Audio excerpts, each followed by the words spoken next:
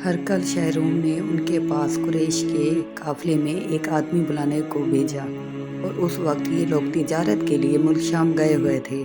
और ये वो ज़माना था जब रसूलुल्लाह सल्लल्लाहु अलैहि वसल्लम ने कुरैश और अबू सुफियान से एक वक्ती अहद किया हुआ था। जब अबू सुफियान और दूसरे लोग हरकल के पास एलिया पहुँचे, जहाँ हरकल ने दरबार तलब किया था, उनके गिर्द रूम के बड़े बड़े लोग, उलमा, वज़रा, उमरा बैठे हुए थे। हरकल ने उनको और अपने तर्जमान को बुलवाया। फिर उनसे पूछा कि तुम में से कौन शख्स मदी रिसालत का ज़्यादा करीबी अजीज़ है। अबू सुफियान कहते हैं, मैं बोल उठा कि मैं उसका सबसे ज़्यादा करीबी रिश्तेदार हूँ। ये सुनकर हरकल ने हुक्म दिया, इसको अबू सुफियान को मेरे करीब लाकर बिठाओ और इसके साथियों को इसकी पीठ के पीछे बिठा दो। फिर अपने तर्जमान से कहा, इन लोगों से कह दो कि मैं अबू सुफियान से उस शख्स के हालात पूछता हूँ। अगर ये मुझसे किसी बात में झूठ बोल दे तो तुम उसका झूठ जाहिर कर देना। खुदा की कसम, अगर मुझे ये गैरत ना आती कि ये लोग मुझको झुटलाएंगे तो मैं आप सल्लल्लाहु अलैहि वसल्लम की निस्बत ज़रूर गलत गोई से काम लेता। खैर, पहली बात जो हरकल ने मुझसे पूछी वो ये कि उस शख्स का ख़ानदान तुम लोगों में कैसा है। मैंने कहा, वो तो बड़े ऊंचे आली नस्ब वाले हैं। कहने लगा, उससे पहले भी किसी ने तुम लोगों में ऐसी बात कही थी। मैंने कहा, नहीं। कहने लगा, अच्छा, उसके बड़ों में कोई बादशाह हुआ है। मैंने कहा, नहीं। फिर उसने कहा, बड़े लोगों ने उसकी पैरवी इख्तियार की है या कमज़ोरों ने। मैंने कहा, नहीं, कमज़ोरों ने। फिर कहने लगा, उसके ताबेदार रोज़ बढ़ते जाते हैं या कोई साथी फिर भी जाता है। मैंने कहा, नहीं। कहने लगा, क्या अपने उस दावे से पहले कभी उसने झूठ बोला है। मैंने कहा, नहीं। और अब हमारी उससे एक मुकर्रर मुद्दत ठहरी हुई है, मालूम नहीं वो उसमें क्या करने वाला है।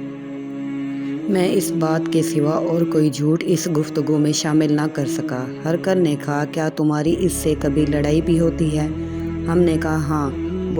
बोला, फिर तुम्हारी और इसकी जंग का क्या हाल होता है। मैंने कहा, लड़ाई डोल की तरह है, कभी वो हमसे जीत लेते हैं और कभी हम उनसे जीत लेते हैं। हरकल ने पूछा, वो तुम्हें किस बात का हुक्म देता है। मैंने कहा, वो कहता है, सिर्फ एक अल्लाह ही की इबादत करो, उसका किसी को शरीक ना बनाओ और अपने बाप दादा की शिर्क की बातें छोड़ दो और हमें नमाज पढ़ने, सच बोलने, परहेजगारी और सिला रहमी का हुक्म देता है। ये सब सुनकर फिर हरकल ने अपने तर्जमान से कहा, अबू सुफियान से कह दो कि मैं तुम से उसका नसब पूछा तो तुमने कहा कि वो हम में आली नसब है और पैगंबर अपनी कौम में आली नसब ही भेजे जाया करते हैं। मैंने तुमसे पूछा कि ये बात तुम्हारे अंदर इससे पहले किसी और ने भी कही थी तो तुमने जवाब दिया कि नहीं।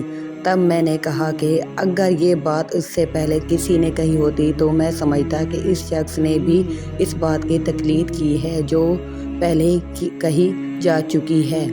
मैंने तुमसे पूछा कि उसके बड़ों में कोई बादशाह भी गुजरा है। तुमने कहा, नहीं। तो मैंने दिल में कहा कि उनके बुजुर्गों में से कोई बादशाह हुआ होगा तो कह दूंगा कि वो शख्स इस बहाना अपने आबाओ अजदाद की बादशाहत और उनका मुल्क दोबारा हासिल करना चाहता है।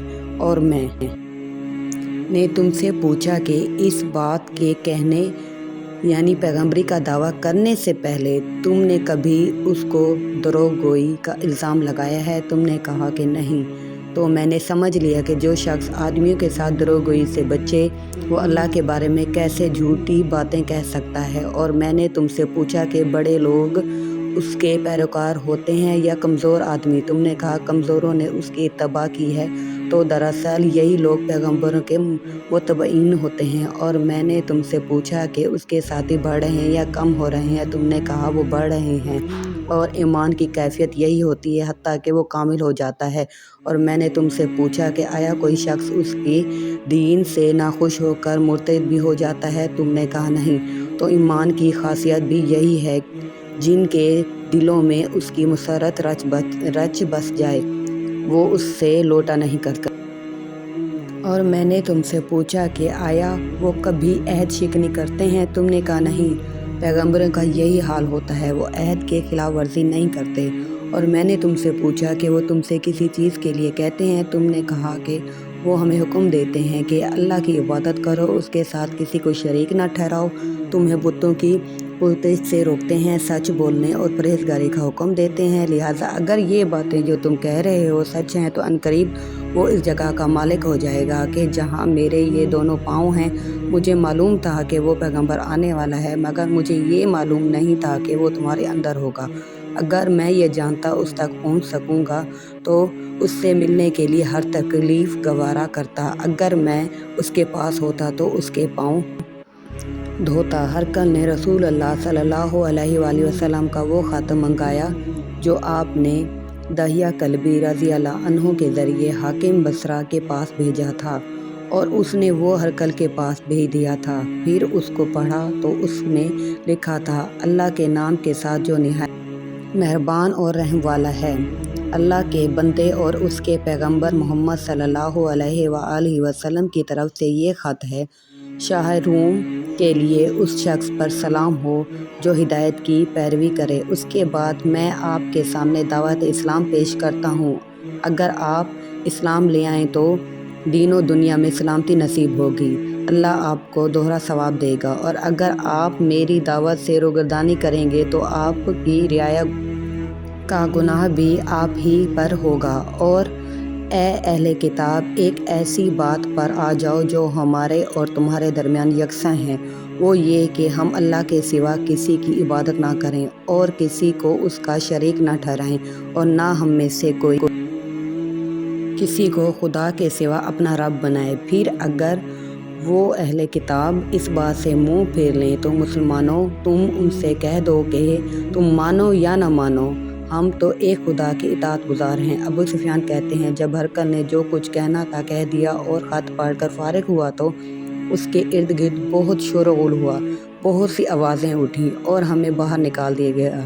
تب میں نے اپنے ساتھیوں سے کہا کہ ابو کبشہ کے بیٹے آن حضرت صلی اللہ علیہ وآلہ وسلم کا معاملہ تو بہت بڑھ گیا، دیکھو تو اس سے بنی اسفر روم کا بادشاہ بھی ڈرتا ہے۔ مجھے اس وقت سے اس بات کا یقین ہو گیا کہ حضور صلی اللہ علیہ وآلہ وسلم عنقریب غالب ہو کر رہیں گے، حتیٰ کہ اللہ نے مجھے مسلمان کر دیا۔ راوی کا بیان ہے کہ ابن ناطور اہلیہ کا حاکم ہرقل کا مصائب اور شام کے نصارہ کا لاٹ پادری بیان کرتا تھا کہ ہرقل جب اہلیہ آیا ایک دن صبح کو پریشان اٹھا تو اس کے درباری نے دریافت کیا کہ آج ہم آپ کی حالت بدلی ہوئی پاتے ہیں، کیا وجہ ہے؟ ابن ناطور کا بیان ہے کہ ہرقل نجومی تھا، علم نجوم میں وہ پوری مہارت رکھتا تھا۔ اس نے اپنے ہم نشینوں کو بتایا کہ میں نے آج رات ستاروں پر نظر ڈالی تو دیکھا کہ ختنہ کرنے والوں کا بادشاہ ہمارے ملک پر غالب آ گیا ہے۔ بھلا اس زمانے میں کون لوگ ختنہ کرتے ہیں؟ انہوں نے کہا کہ یہود کے سوا کوئی ختنہ نہیں کرتا، سو ان کی وجہ سے پریشان نہ ہو۔ سلطنت کے تمام شہروں میں یہ حکم لکھ بھیجیے کہ وہاں ختنے یہودی ہوں سب قتل کر دیے جائیں۔ وہ لوگ انہی باتوں میں مشغول تھے کہ ہرقل کے پاس ایک آدمی لایا گیا جسے شاہ غسان نے بھیجا تھا۔